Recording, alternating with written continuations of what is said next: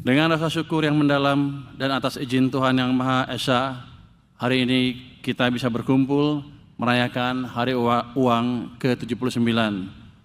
Momen ini bukan sekedar upacara biasa, tetapi sekaligus sebagai pengingat sejarah panjang dan amanah besar yang melekat di setiap rupiah yang kita kelola. Hari Uang bukan sekedar tanggal di kalender, ini adalah cermin perjalanan bangsa. Dari selembar uang Republik Indonesia hingga Indonesia berdiri menjadi ekonomi terbesar di Asia Tenggara. Saudara-saudara sekalian, mari kita lihat sebentar ke belakang. 79 tahun lalu, bangsa ini mengambil keputusan yang kelihatannya sederhana, tapi sebenarnya revolusioner. Mencetak uang sendiri, uang Republik Indonesia. Di atas kertas itu tercetak kedaulatan, keberanian, dan tekad untuk berdiri di atas kaki sendiri. Tahun 1946, negara baru merdeka, tapi pendiri bangsa tidak menunggu keadaan sempurna. Mereka tahu kedaulatan ekonomi tidak bisa ditunda, dan dari situlah lahir DNA Kemenq, berani mengambil keputusan sulit di saat yang paling sulit. 79 tahun kemudian, dunia sudah berubah total. Ekonomi tidak lagi ditentukan hanya oleh tambang dan tanah, tapi juga oleh data, inovasi, dan trust. Namun esensinya sama, kedaulatan ekonomi tetap harus kita jaga.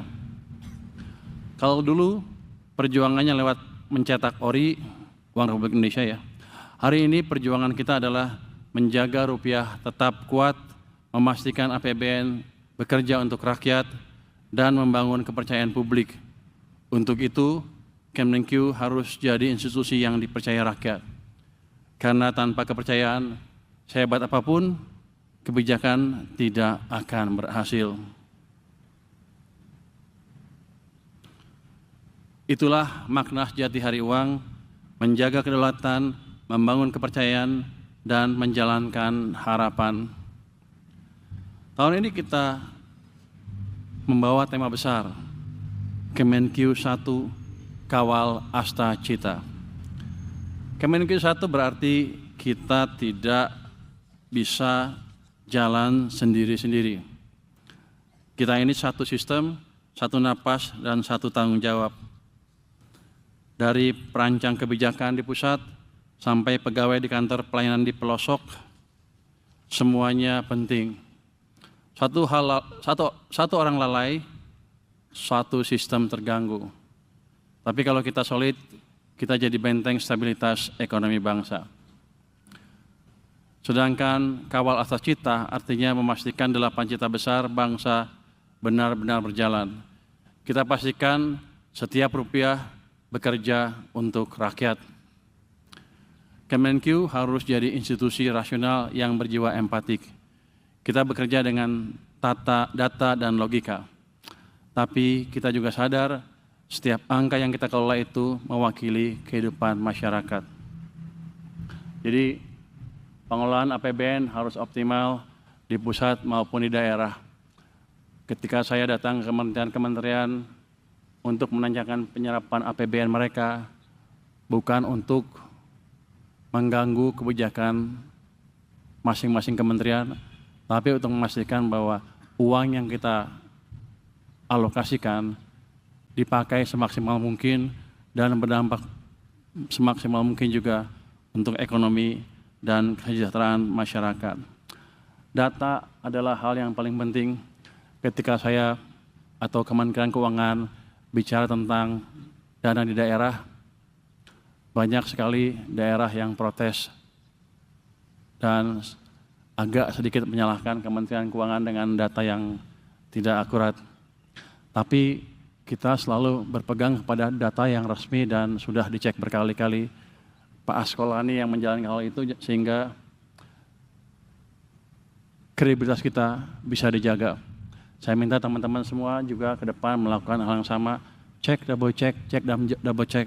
Pastikan uang dibelanjakan tepat waktu, tepat sasaran, dan pastikan setiap rupiah yang kita berikan atau kita alokasikan untuk anggaran digunakan secara semaksimal mungkin untuk kemakmuran masyarakat. Saudara-saudara sekalian, Presiden telah menargetkan pertumbuhan ekonomi 8% sebagai fondasi menuju Indonesia maju dan menugaskan kita memastikan target itu tercapai.